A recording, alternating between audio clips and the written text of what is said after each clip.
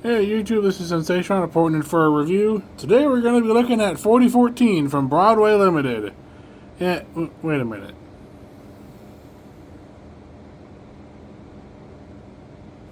No, hang on.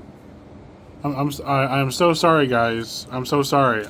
This is the wrong 4014. Sorry, I get mixed up between them. Let me get the actual one up here. Yeah, get out of here, Genesis. Trying to outshine the Broadway. Unbelievable. Here's the Broadway big boy. Sorry about that, guys. Sorry for the confusion. Just kind of happened that way. Anyway, so this is the all-new 4014 from Broadway Limited. It's got the triple dynamo up here, up in the back. Not much change up in the front, except for the big boy chalk mark is a little different. Other than that, not a lot changed up here. There is some, the cylinder heads here, right here, are nice and shiny, per the prototype. Come back here, and you see more cylinder heads here that are all nice and shiny. There's the triple dynamos. And then we see the PTC antenna, or the PTC array in the back of the tender, with the Sinclair antenna up on the cab roof. I don't think you can see the detail on the interior. I think the interior's pretty much stayed similar. I can't really get a good kind of low down shot of the interior, so I don't think they have the PTC equipment in the cab modeled, which is fine. It doesn't need it because you're primarily going to be looking at the model doing model things. So this model is the modern day appearance of 4014. It was roughly about $840 from Midwest Model Railroad. A funny story about that one is Curtis Koch from Broadway Limited was up at Midwest Model Railroad, and I noticed that they had big boys in stock, and I was going to get mine from Train World, but it was about $100 more than what I could get it for at Midwest, so I decided to go with Midwest. Because I figured $900 for a die-cast big boy was just a little out of my price range, out of my budget. So this was $840, $841 to be exact, for the Broadway big boy after all the taxes and shipping costs. A lot more than the Genesis big boy that you saw a little bit earlier, but I will say it's about 10 times the model. It can. This thing is all die cast. It weighs an absolute ton, and we're gonna see if it can yank around my excursion train once we're to the running session of this video. It's not gonna be a very long video, just because I've already done a Broadway big boy review. This is mainly just looking at the new details that are on this big boy, and then primarily it's going to be running. So once we get it going, it's going to be pretty much gone, and we're not going to stop until it stops or dies. And this is the first time that the layout's operated fully since the tornado happened in May on May 16th of 2025. So if you're seeing this video way later, you can kind of go back through my videos and see the progress of, well, I guess the devastation mainly. But anyway, so we've got a pair of Scale Trains auxiliary tenders on the locomotive as well. We've got the Joe Jordan and the Jim Adams. Yeah. Right? Yeah. Okay. Sorry, I had to make sure that I was correct there on the name. Let's see here. It does have smoke and a smoking whistle. I have since turned that off because I don't run smoke on the layout. The Challenger 3985 that I got from Broadway also has that. And let's see, what else can I say about it? Oh yeah, I also have an 844 from Broadway Limited as well. So expect a trio photo soon on the interwebs.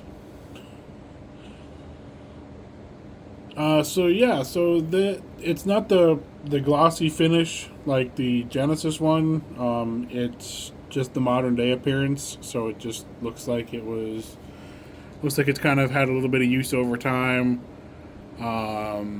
It's not the glossy finish that was required for Promontory because the Promontory was actually a fresh repaint.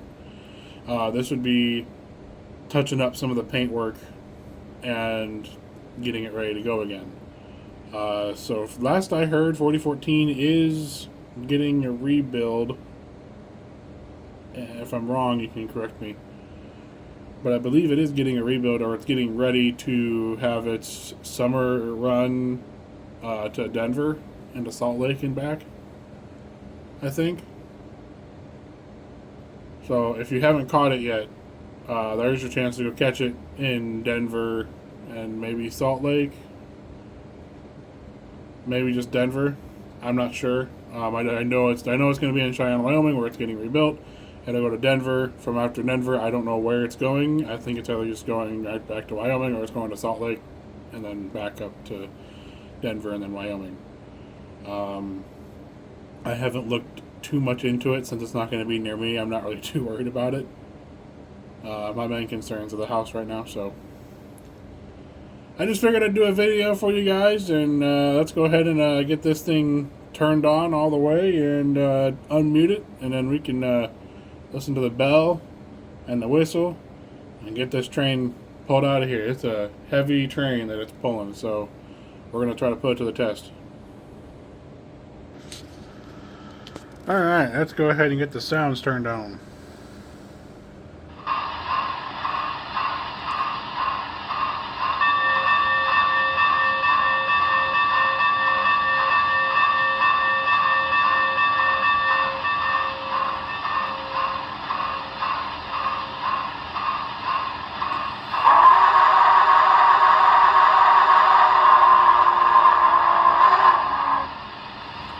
So it still is the same sound whistle. It's not my favorite whistle in the entire world because it's got that, little flourish at the end there. But it's not bad.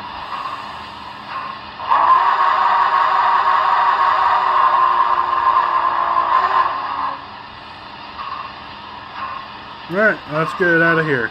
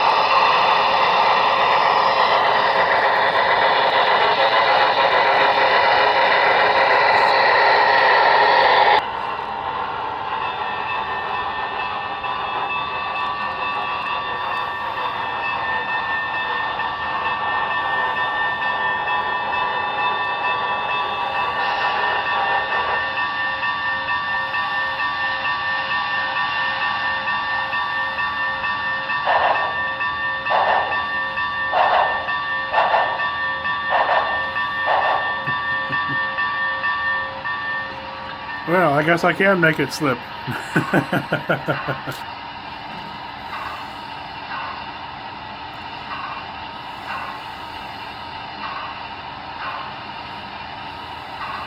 Alright, well, that is 4014 from Broadway Limited.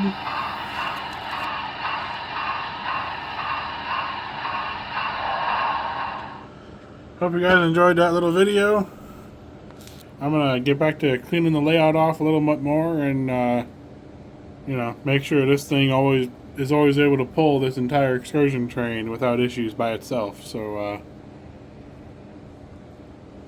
you know, maybe next year, sometime around this time, it'll be a layout build video. Who knows? We'll see. Alrighty, guys, this is Sensation signing off. See ya.